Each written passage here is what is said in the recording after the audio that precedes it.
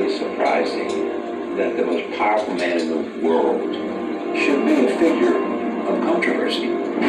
We, as a population on this planet, have been looking for a savior. We're talking about the being whose very existence They are not telling us the truth. challenges our own sense of priority in the universe. Human beings have a horrible track record of following people of great Power corrupts, and absolute power corrupts absolute chaos.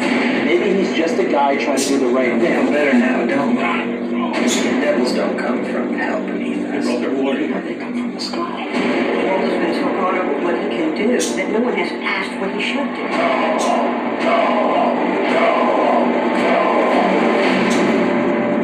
That's how it starts.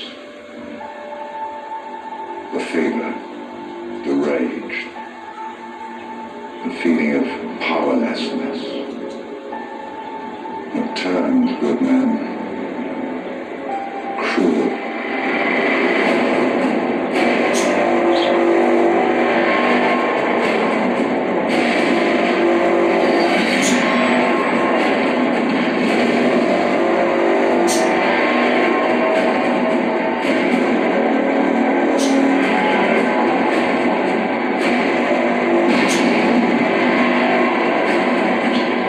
Tell me, do you bleed?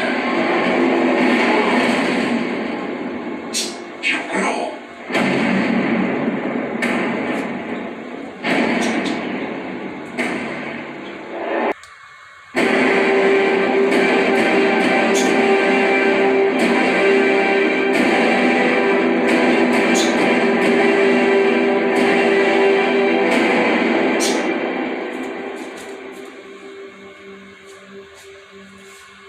And welcome to a new episode of the Movie Dawgs show.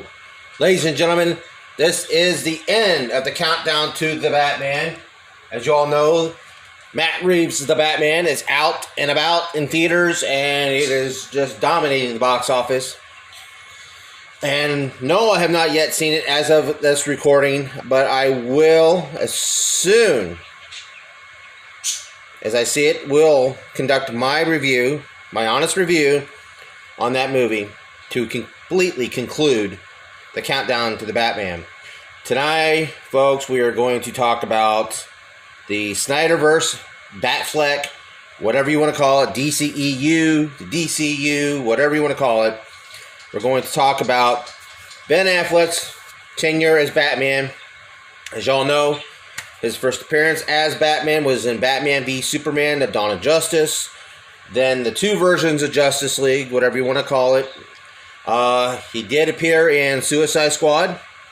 And he's going to appear in Ezra Miller's The Flash, which a couple weeks, or about a week ago, before this recording, found out that it is being delayed again. And we're still not sure on Ben Affleck's absolute future in the DCEU. A lot of us, including myself, still think he should be given his own movie, whether on HBO Max or whatever. You know, the way it's been looked upon as the greatest Batman script that has yet to been made. Who knows? Again, I have not yet seen the Batman, so time will tell, and we'll come up with our own conclusions, hopefully when it comes to this video, folks. And once again, folks, if you haven't yet, please subscribe to this channel. Countdown to the Batman has been such a blessing to this channel. I've gotten so many great subscribers come in. Please continue to share, support in any way, form that you can. And again, I thank everybody who has been watching and has been sharing these videos and watching and hitting those thumbs up, folks. Leave comments if you like. Let us know what your favorite Batman era is throughout the 80 plus years that this character has been around. Especially the last at least 70 years when it comes to filmmaking. Most importantly, I want to thank Tony Lloyd at Fresh in the Flesh Tattoo for sponsoring these videos and getting the word out and being a great sponsor throughout the entire Countdown to the Batman. Highly recommend you guys check him out. Go on Facebook, go on Instagram, look up Fresh in the Flesh Tattoo. Tattoo Tony rocks, everybody. Don't forget that. Thanks again, Tony. Appreciate all your support. All right, everybody, let's get into the final digit in the Countdown to the Batman. All right, folks. Well,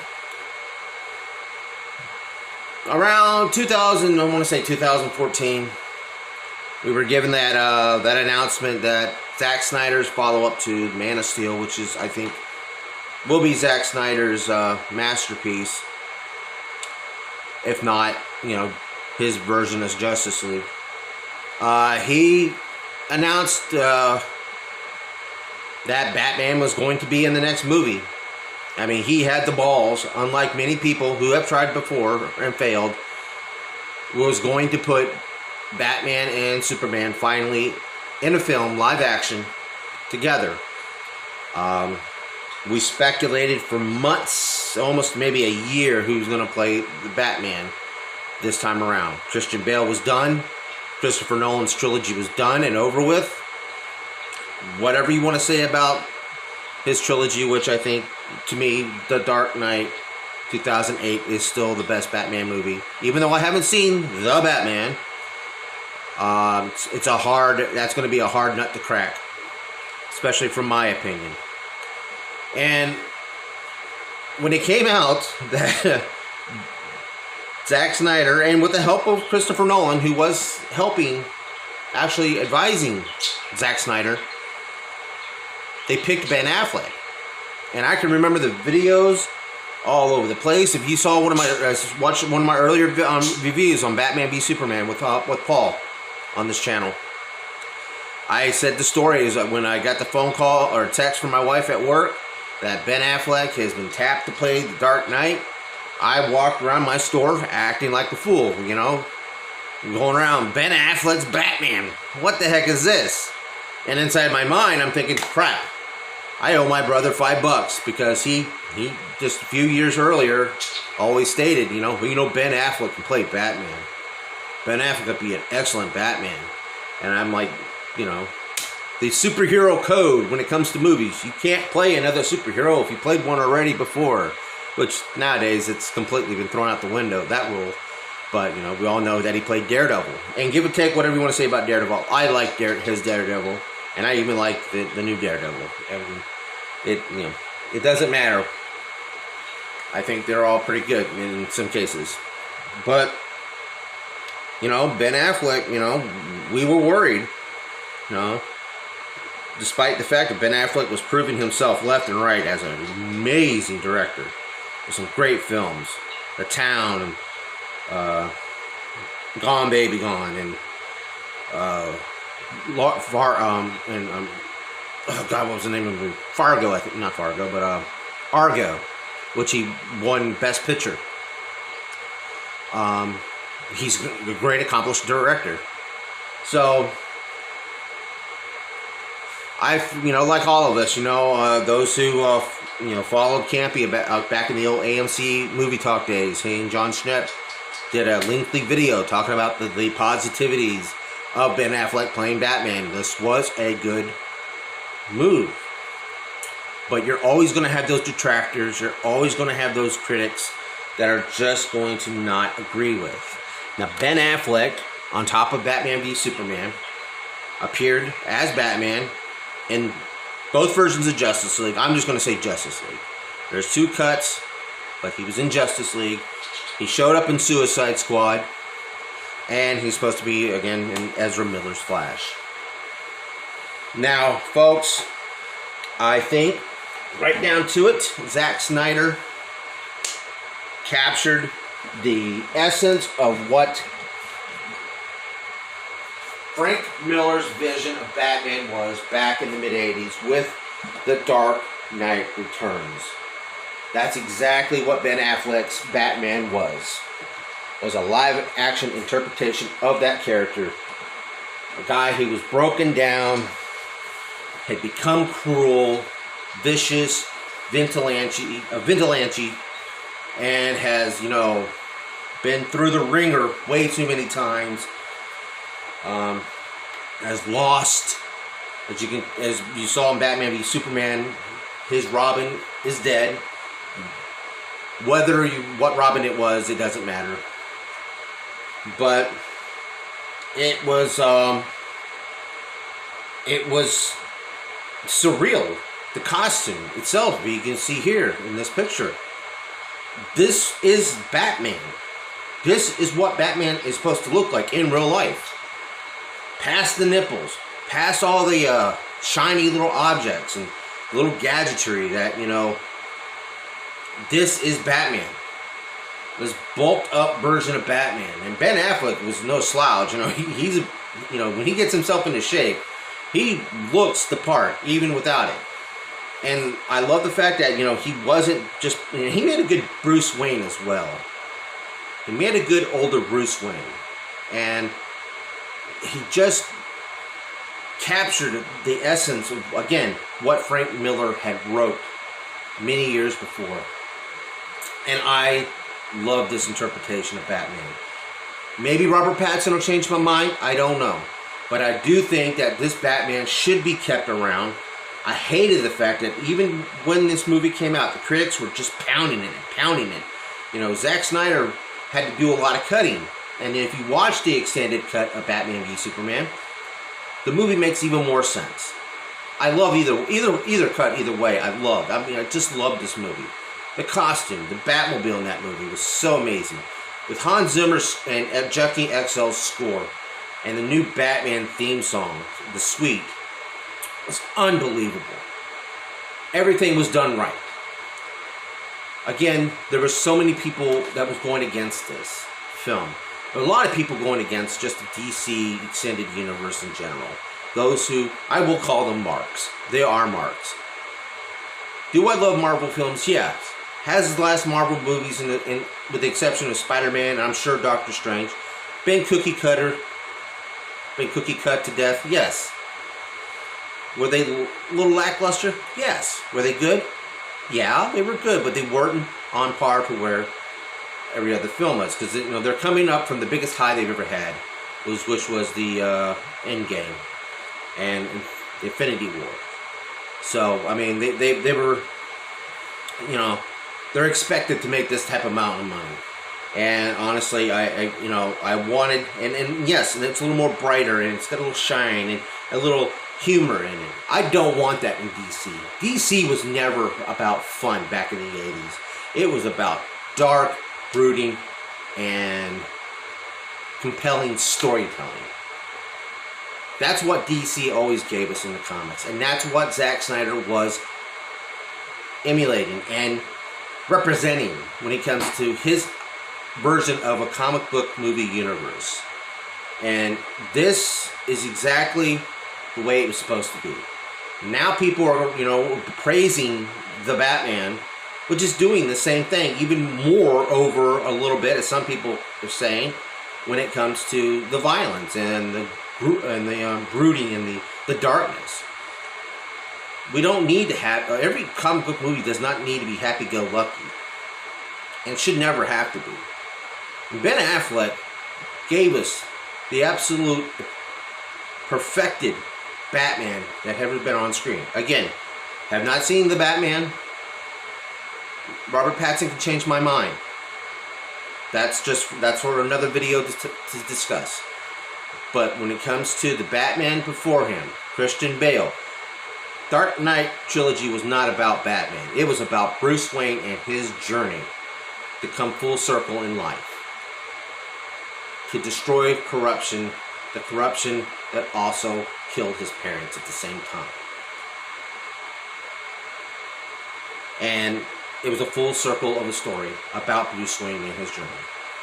The Tim Burton, Joel Schumacher Batman films, there wasn't much depth of character, except, he was going out and repeatedly avenging his parents' death in some way or form by preventing villains to ever, God forbid, make what happened to him happen again to another kid, which it did with Robin.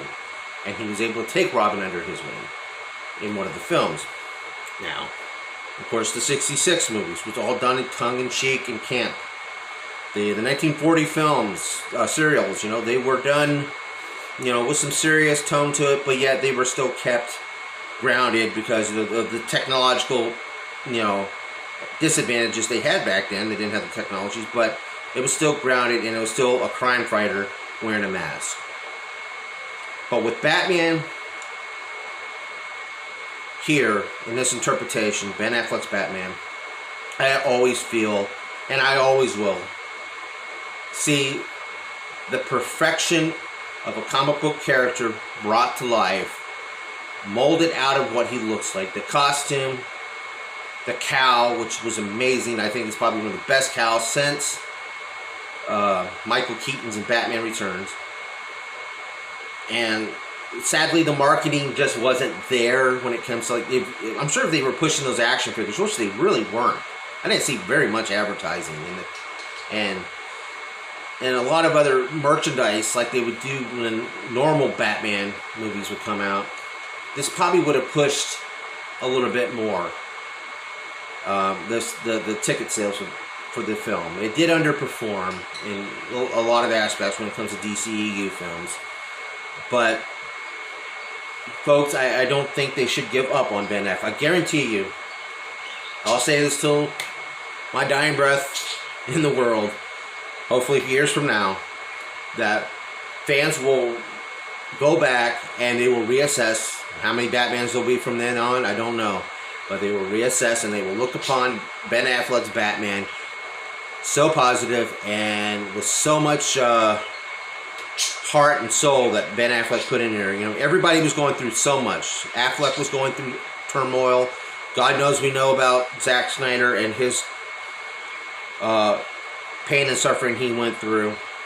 I hope in the end justice will prevail, and these people who took part in what was, to me, would have been a great DC cinematic universe, the Snyder-verse, or whatever you want to call it, I think that fans will look back and look fondly on these